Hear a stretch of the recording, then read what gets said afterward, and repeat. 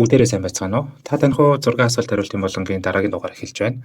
Энэ дугаараас эхлээд зураг таах хугацаа маань 5 секунд болж багассан байгаа. Ингээд энэ дугаарын зураг хамтдаа харцгаая.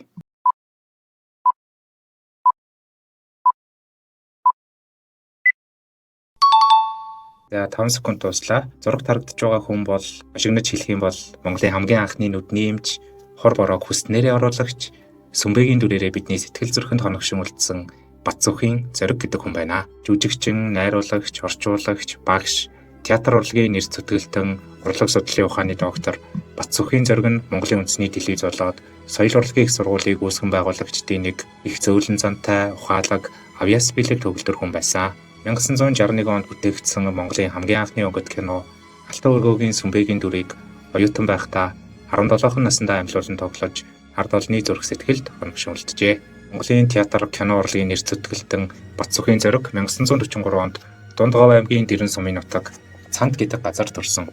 Түүний аав Жигждийн Бацүхэн санхүүгийн техникум төгсөж сангийн яамд байцаагчаар ажиллаж байсан шин цагийн сэхэтэн хүн.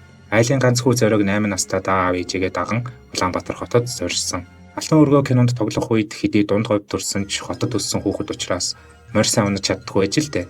Тэгээд морь унаж сорох гээд мориндоо мордох гэхээр мориод авч үсрээд цаана нь буучдаг байсан гэж ожим нь өөрөө дурсан ярих дуртай байжээ. 1959 онд нийслэлийн 18 дугаар сургуулийн 9-р ангийн сурагч Зориг хичээлдээ сууж байтал ардын жүжигчин Гомсүрэн, ардын жүжигчин Ямын цэгмэд тэргүүтэй хүмүүс орж ирээд улсын багшийн дээд сургуульд кино драмын жүжигчний ангийг нэрээр байгуулж мэргэжлийн боловсон хүчин бэлтгэхээр болсон учраас нийслэлийн сургуулиудаар явж хүүхдүүдийг шалгаж байгаагаа хэлжээ. Ингээд нэрт жүжигчид хүүхдүүдийг шалгаж үзээд ардын жүжигчин Миндбаяр, хожмоо телевизийн найруулагч болсон Бадрах мөн Зориг нарыг тэдний ангиас кино драмын ангид шалгаруулж авсан гэдэг. 1963 онд анхны мэргэжлийн боловсролтой жүжигчдийн нэг болж сургуулаа төгсөөд драмын театрт жүжигчнээр ажиллахдаа Хар санаа хайр сэтгэл, Энторын цэцэрлэг, Лирван, Далан худалч зэрэг олон жүжигийн гол болон туслах дүрд тайзнаа тоглож, консулыг хулгайсан нь Алтан ус дохин жүжгүүдийн найруулагчаар ажиллажээ. Алтан өргөө киноны сүмбэгээс гадна Баясгалан киноны Адуучин, Говийн нүдэн киноны Эрдэмтэн, Хүний ам киноны Ёндон, Давааны цаанд даваа киноны Эрдэмтэн зэрэг дүрүүдээр кино дэлгэцэнд мөнхрөн үлдсэн. Хамт ажиллаж нөхөрлөж байсан хүмүүс нь түүнийг тэгш цагаан шүд, үл мэдэг инээмсэглэл, зөөлөн харцаараа сэтгэлээ дамжуулчихдаг. Хэтэрхий даруухан хэрнээ хин хүнд баймгүй ёжтой бүтээж туурахын төлөө төрсэн мэдхүн байсан гэж дурсан ярьцгаадаг. Анхны бүхэнд оролцох заяатай төрсэн Зориггой 1967 онд Монгол улсад телевизийн урлаг анх байгуулагдахаар болж мэргэжилтнүүдэд бэлтгэж эхлэх үед Зөвлөлт холбоод улсын төв телевизэд дадлага сургалт хийж мэргэжсэн анхны уран бүтээлчдийн нэг телевизийн найруулагч болсон түүхтэй.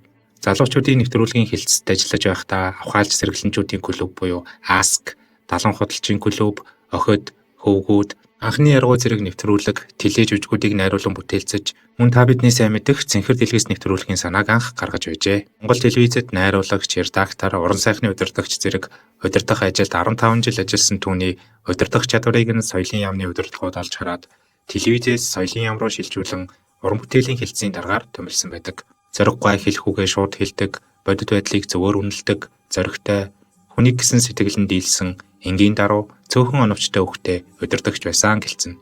Би дааж орс хэл сурсан Зориггой 1985-аас 90 онд Зөвлөлт холбоод улсад театр урлагийн дээд сургуулийг орчуулагч мэргэжлэр төгсөж, Том авгын яваахай, Бяцхан дагин, үл мэдэх хөгөлсөн нь, хурам эхлэгч Тартюб, цус тохиром, хүслийн тарамвай зэрэг олон арван зохиол бүтээлийг монгол хэлний орчуулсан чадварлаг орчуулагч хүн юм байна лээ.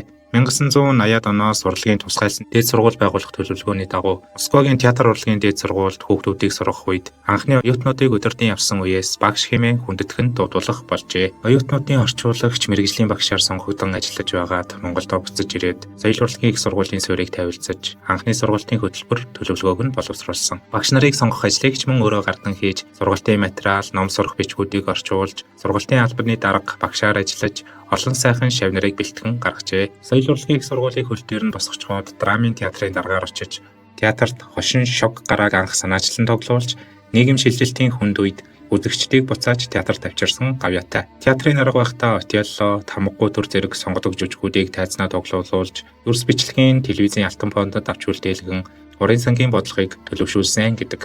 Театрын шүүмж судалгааны чиглэлээр олон арван бүтээл төрөөж, эрдмийн ажил бичиж, урлаг судлалын шинжлэх ухааны докторийн зэрэг хамгаалсан анх дагчдын ч нэг. Зориггүй анхны гэргийн алтан үеийнхний араас залгасан авиаснуудын нэг олон 10 кино жүжигийн гол болон туслах дүрүүдийг бүтээж Улсын хүүхэлдэйн театр соёлын төвөргөөг удирдах явсан соёлын салбарын цөөхөн эмэгтэй лидерүүдийн нэг нэрт жүжигчин Дашин Цэнэн Бугай байлаа. Эд урлагийн ертөнцийн үлгэр жишээ хосуудын нэг байж дундаас охинтой болж аз жаргалтай амьдарч байсан ч харамсалтай Цэнэн Бугай өвчний улмаас эдэр насандаа хорвоо гөрхжээ. Хожим зориггүй мөнгөн сор хэмээх сайхан эмэгтэйтэй амьдралаа холбон хамтдаа амьдарч байгаад 2003 онд 60 наснда өвчний учир таалалд өгсөн. Сүмбэгийн дүрээрээ бидний сэтгэлд хоногшин үлдсэн Бат Сүхийн зориггүй тухай бэлтгэсэн мэдээлэл маань энэ хүрээд өндөрлөж байна. Хэрв та энэ сайхан хүний тухай илүү дэлгэрэнгүй мэдхийг хүсвэл Монголын үндэсний телевизээс 2023 оны 1 сарын 27-нд бэлтгэн гаргасан Би Монгол хүн нэвтрүүлгийг олж үзхийг санал болгож байна. Дараагийн дугаараар уулзтлаа. Баяртай.